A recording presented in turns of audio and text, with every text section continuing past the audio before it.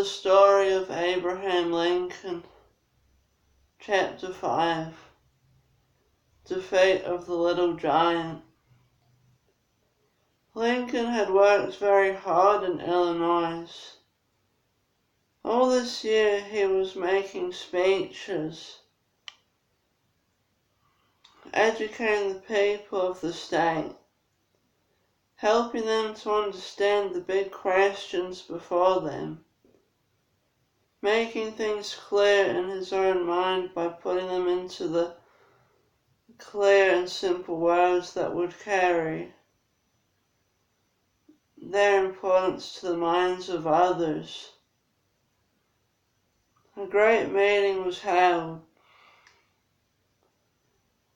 summoned by the editors of the newspapers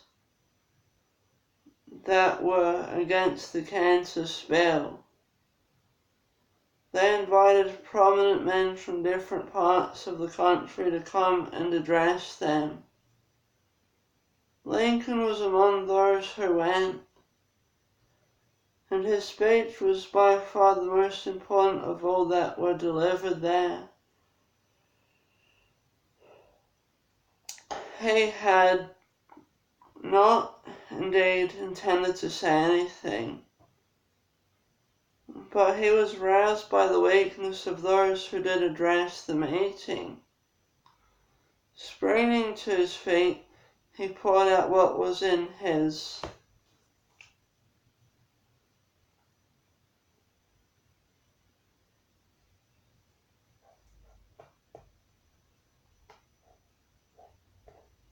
mind, and could not be kept back. In such burning and eloquent words that the reporters dropped their pencils and listened spellbound. The whole audience was carried away by excitement. It was one of the greatest speeches that Lincoln ever made. We are told by all who heard it, but there is no record of it. Lincoln himself spoke in a transport of enthusiasm. The words came how he hardly knew. He could not afterwards write down what he had said. The reporters were so deeply moved that they only took down a sentence here and there.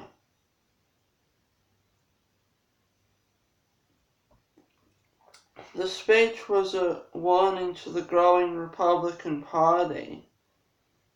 Sentences were quoted and remembered.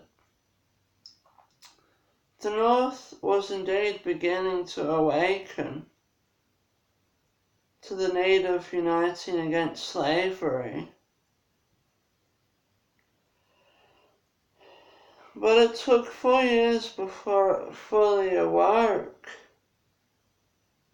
And as long as the North was divided, the South was irresistible. When the presidential election came in 1856, the voters of the South carried the day.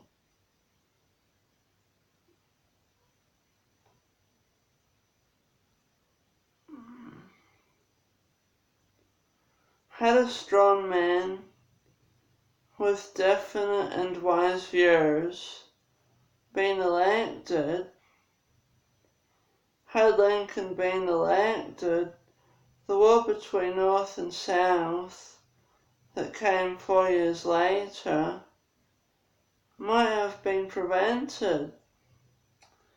But Lincoln's fame had not yet traveled far beyond Illinois.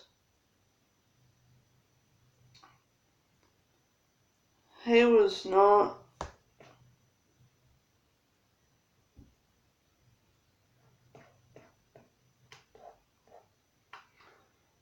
even nominated. Mr. Buchanan, the new president, called himself a Democrat. He believed in Douglas' policy of state rights but he was a tool in the hands of the South. Weak and undecided, his stupid administration made war inevitable.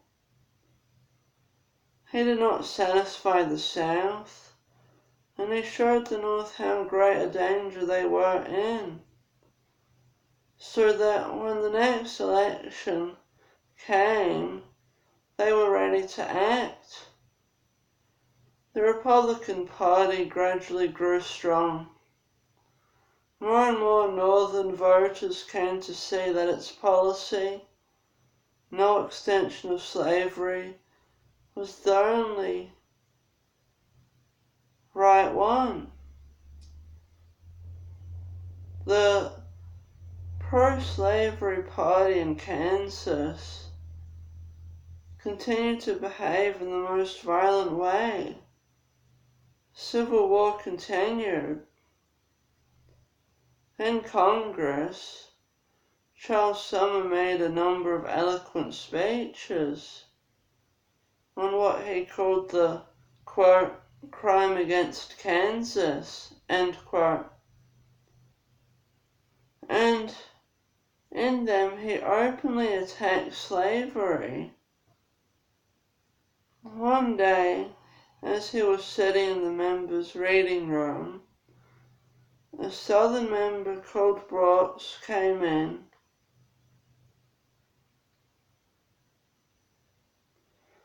Although there were several other people in the room, Brooks fell upon Sumner and with his heavy walking stick, which was weighted with lead at the end, beat him within an inch of his life.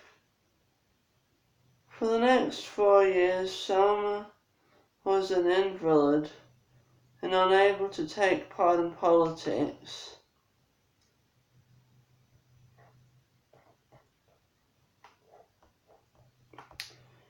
This incident caused great indignation in the North.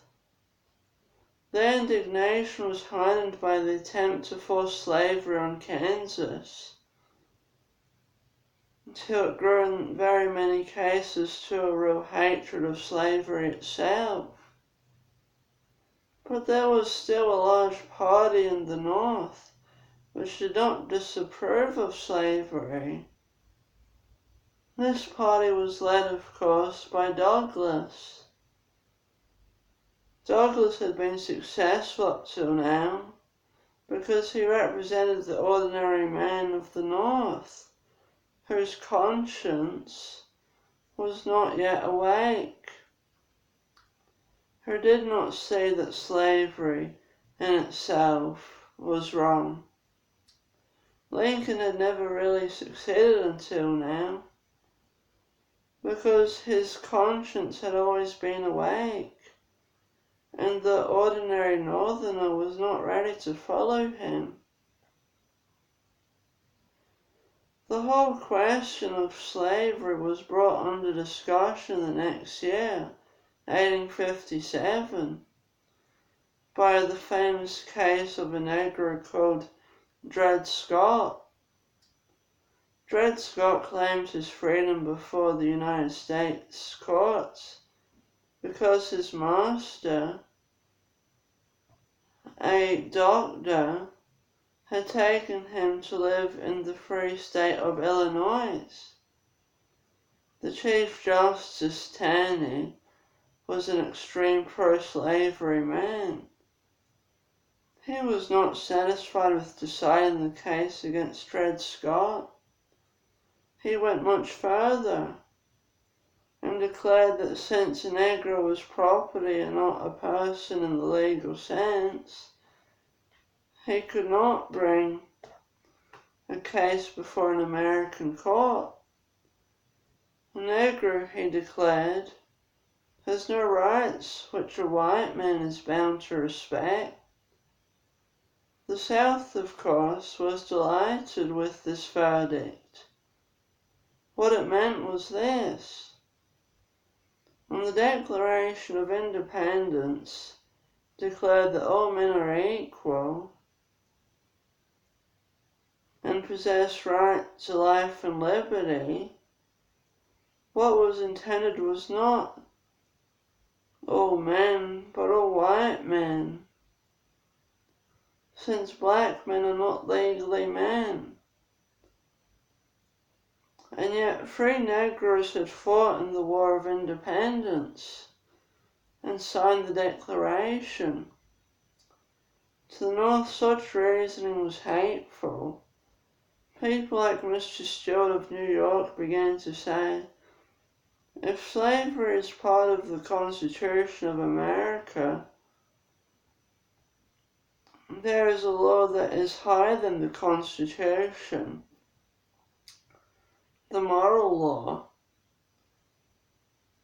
Abraham Lincoln in a noble speech declared, quote, in some respects the black woman is certainly not my equal, but in her natural right to eat the bread she earns with her own hands, she is my equal, and the equal of all others, end quote.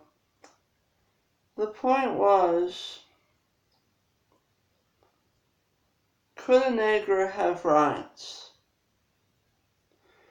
The Dred Scott decision declared, quote, no, end quote. The South shouted, quote, no, end quote.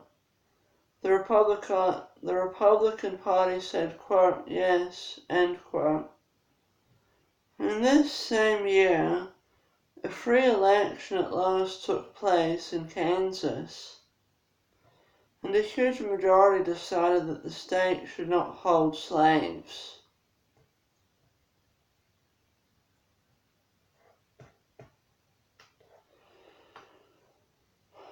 All these events showed that troublous times were coming.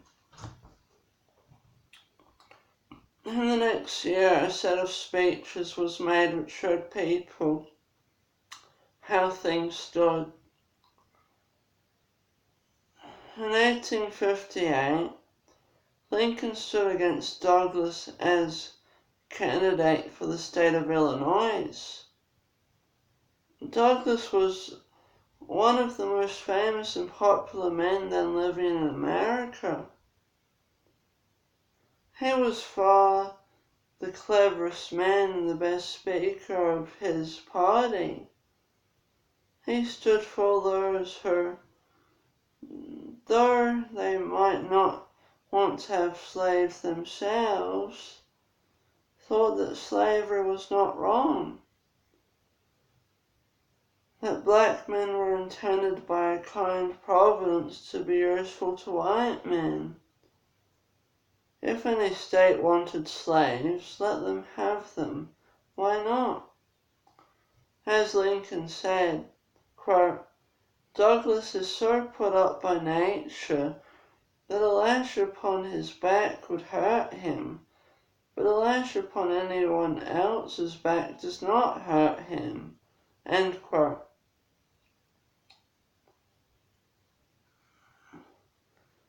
Those who did not know Lincoln thought it absurd that he, an unknown man from the country, should dare to stand against Douglas the, quote, little giant, end quote. But Lincoln was not afraid. He did not think of himself.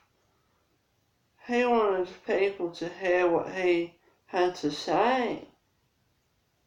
He arranged with Douglas that they should hold a number of meetings together in Illinois. They arranged it in this way. At half, the meetings of Douglas spoke first for an hour. Then Lincoln replied, speaking for an hour and a half, and Douglas answered him in half an hour's speech. And the other half, Lincoln began and Douglas followed, Lincoln ending. You can imagine one of these meetings. A large home, roughly built for the most part. The seats often made of planks laid on top of unhewn logs, packed with 2,000 or 3,000 people.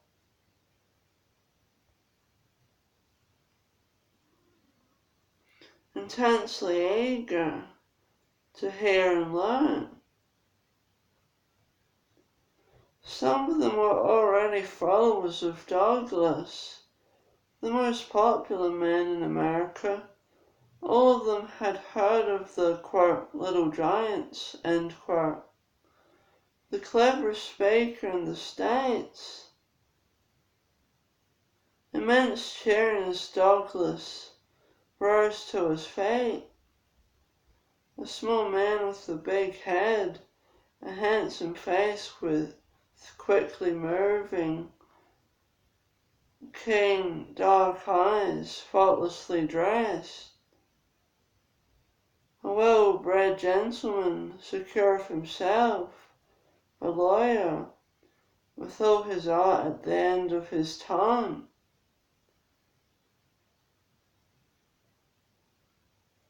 Able to persuade anyone that black was white, to wrap up anything in so many charming words that only the cleverest could see when one statement did not follow from another. When an argument was not a proof, quick to say and stab the weak points in anyone else. A voice rich and mellow, various and well-trained, pleased all who heard it.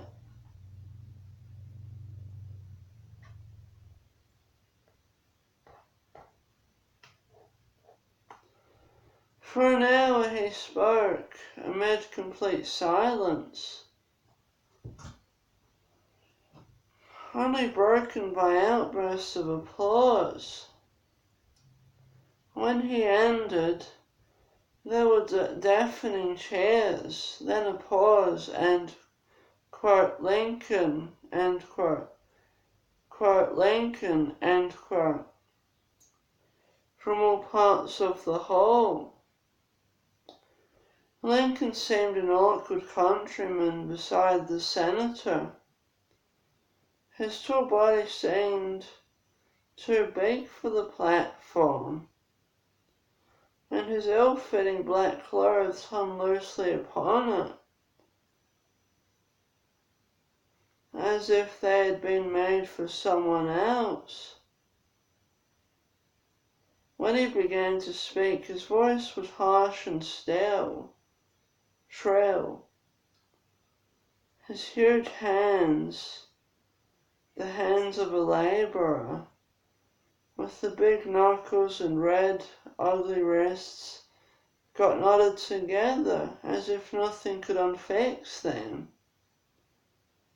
Soon, however, he became absorbed in what he was saying. He ceased to be nervous. Everything seemed to change.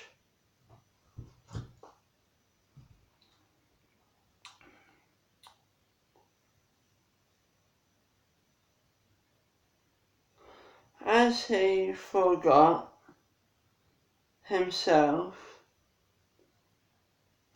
his body seemed to expand and straighten itself so that everyone else looked small and mean beside him. His voice became deep and clear, reaching to the farthest end of the hall, and his face, that had appeared ugly,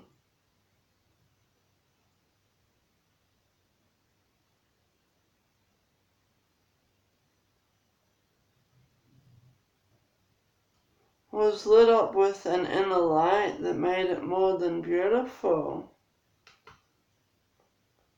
The deep grey eyes seemed to each man in the hall to be looking at him and piercing his soul.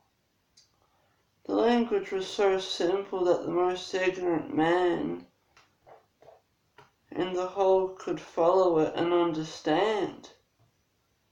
Everything was clear. There was no hiding under fine words. Nothing was left out. Nothing unnecessary was said. No one could doubt what Lincoln meant. And he was going to let anyone doubt what Douglas meant. The greatest debate of all was that at the meeting at Freeport. At Freeport, Lincoln asked Douglas a question against the advice of all his friends. He asked whether if a state wanted to have slavery, it could so decide. Lincoln knew that if Douglas said, quote, no, a state which had slavery must keep it, end quote, the people of Illinois would not vote for him, and he would lose this election. If he said, quote, yes, end quote, he would be elected and not Lincoln. Lincoln knew this.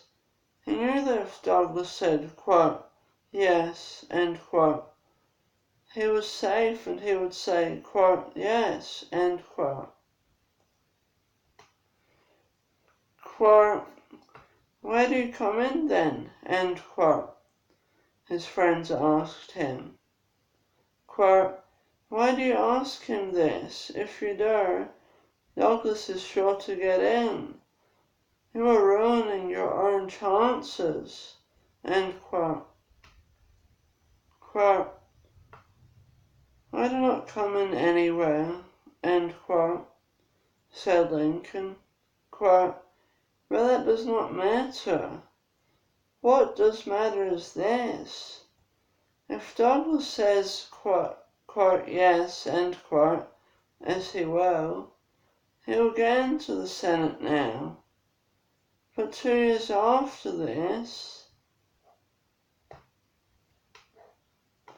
he will stand for election as president. If he says, quote, yes, end quote, now the South will vote against him then, and he will not be elected. He must not be elected. No one who believes in spreading slavery must be elected. It does not matter about me.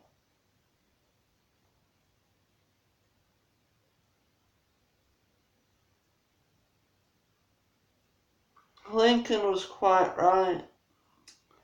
He saw further than anyone else. Douglas said, quote, yes, end quote, and he was elected for Illinois. But the Democratic Party in the South, whose support had made him strong, began to distrust him. Quote, Douglas, end quote, said Lincoln, quote, is followed by a crowd of blind men. I want to make some of these blind men see, end quote. Lincoln was defeated, but he did not think of himself. His speeches against Douglas were printed and read all over America. He was invited to speak in Ohio, and in the next year, in the beginning of 1860, the society in New York asked him to come and give them an address on politics. A huge audience in which were all the best known and most brilliant men of the day gathered to hear him. an audience very much unlike any that had been addressed before. They were all anxious to see what he was like,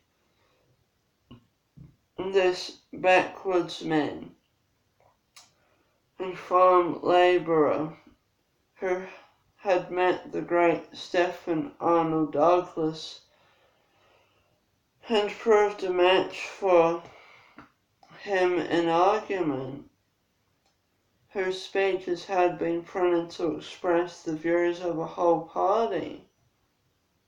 His appearance was strange and impressive.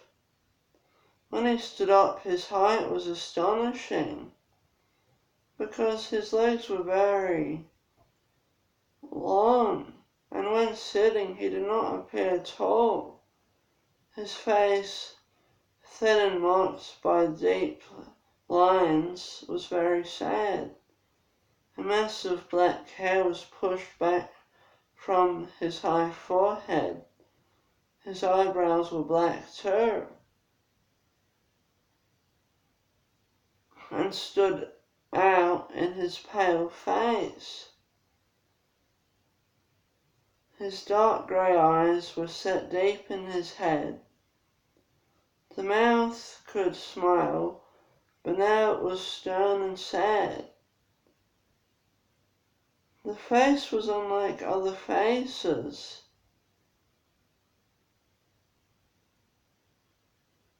When he spoke, it was beautiful, for he felt everything he said. Abraham Lincoln was a common man. He had no advantages of birth, of training. He had known extreme poverty. For years he had struggled without success in mean and small occupations.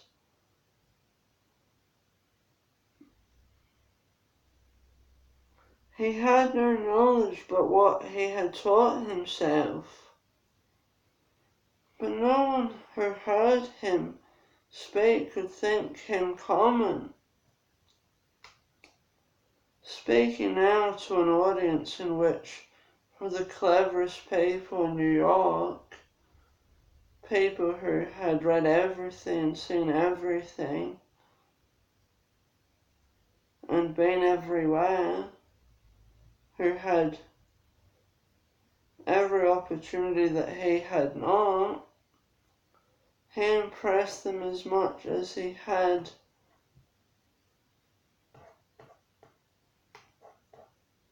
impressed the people of Illinois. He was one of the greatest orators that ever lived.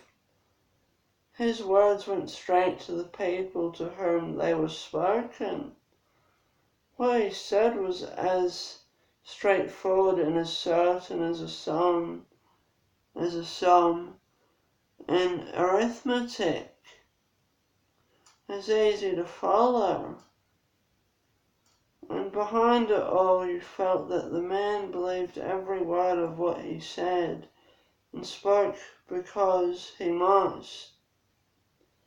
The truth was in him. Lincoln's address in New York convinced the Republican Party that he was the man they wanted.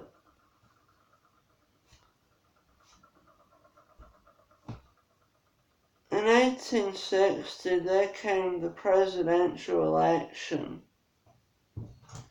always the most important event in American politics. This year, more important than ever before. For the last half-century, almost the Democratic Party had been in power. They had been strong because they were united. They united the people of the South and those people in the North who thought that it was a waste of time to discuss slavery, since slavery was part of the Constitution.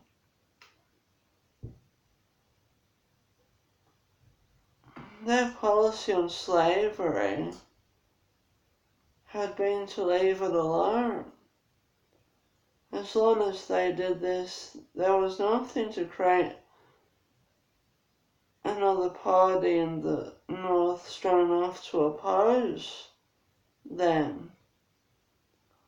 But when Douglas, in order to make his own position strong in the South, made slavery practical politics by bringing in a bill to allow Kansas to have slaves, and when the judges in the Dred Scott case roused sympathy with the Negroes by declaring that slaves were not men but property, then the question united the divided North into a strong Republican Party in which all were agreed there was to be no slavery north of Mason and Dixon's line.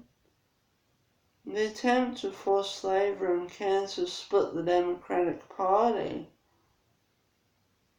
One section was led by Douglas, who had gone as far as he could. He was not ready to force Kansas to have slaves if she did not want them, because people from Mississauga wanted her to have them. He saw that to force slavery in the North in this way would mean division and war, and therefore he refused to go any further. By this refusal, Douglas lost his supporters in the South. They joined the section led by Jefferson Davis, the Southerner candidate for the presidency. Jefferson Davis was the true leader of the South. Douglas, as well as Lincoln, had begun life as the child of a poor pioneer. Each had risen by his own abilities and by constant hard work. Jefferson Davis was a true aristocrat. He was the son of rich and educated parents.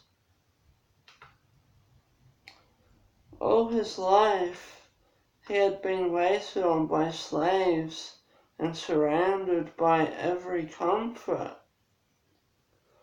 While Lincoln was ploughing or hewing wood, while Douglas was working hard at the bar, Davis went first to the University at Kentucky and then to the military academy at West Point, from which he passed to the army.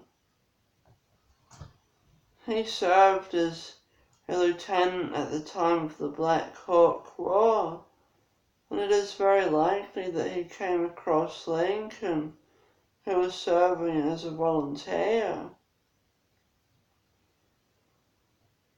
After serving 7 years in the army, he married and settled down as a cotton planter in Mississippi. His estates were worked by slaves, of course. To him, the Negro was an animal, quite different from the white man, meant by nature to be under him and to serve him. Black men, unlike white, did not exist for themselves, with the equal right to live possessed by a man, an insect, or a tree, but had been created solely to be useful to white men.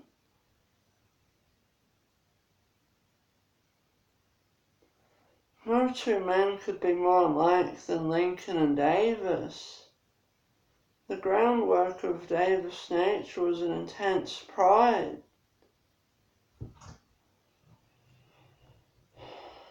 A friend described him as, quote, as ambitious